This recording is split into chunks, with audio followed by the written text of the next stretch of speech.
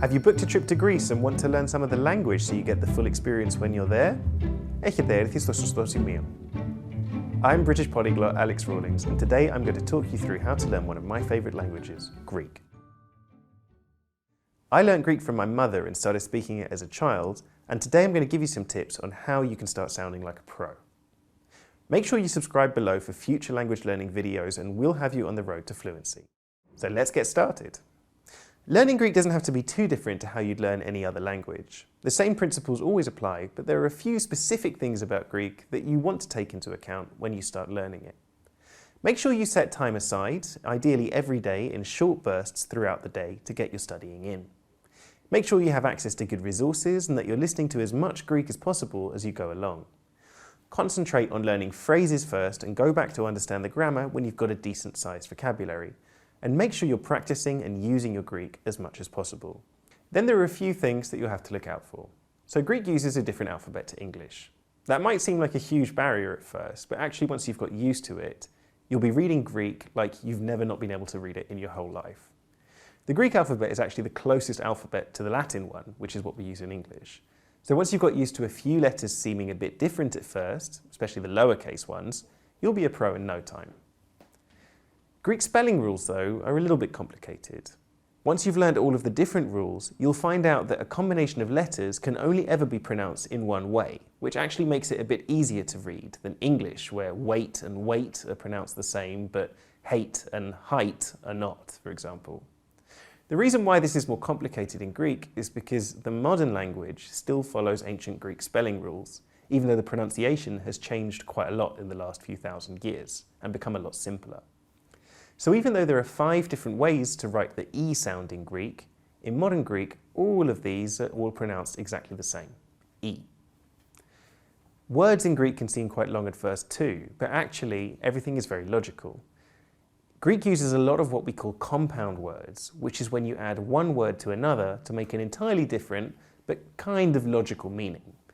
A classic example is the word to use, which in Greek is χρησιμοποιώ. You've got 5 consonants here for a word that only has one consonant in English, which can seem quite daunting, but if you take a closer look at it, it starts to make more sense. Χρήση in Greek is use, and gives you the word χρήσιμο, which means useful. At the end, you've got ποιώ, which is an ancient Greek word which means to make. So put all of that together and you've got χρήσιμο and ποιώ, which literally means make use of, or in Greek, use. Greek has 3 genders, masculine, feminine, and neuter.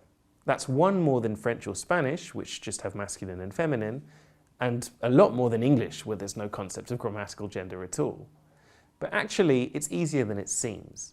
Masculine words all tend to end in os, is, or as.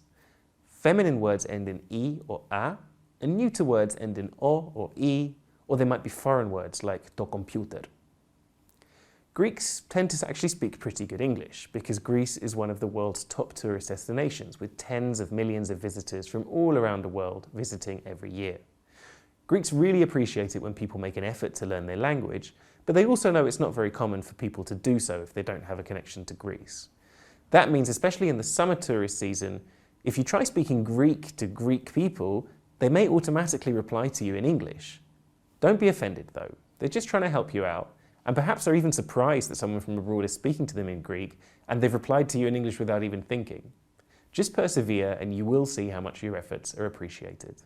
There are other resources out there to help you before and during any trip to Greece. A brilliant learning resource is Rosetta Stone, where their unique immersion method allows you to see, hear, speak, read, and write only in your new language from the start without any translations. I particularly like their speak recognition technology, which helps you perfect your pronunciation until you feel confident speaking on your own.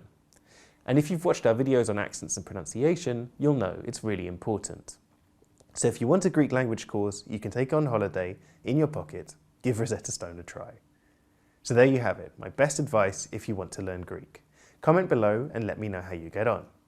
Make sure you hit that button below and subscribe to Rosetta Stone's YouTube channel for our latest language learning videos, and click the link in the description for exclusive offers on all Rosetta Stone courses. Καλή επιτυχία και θα τα πούμε.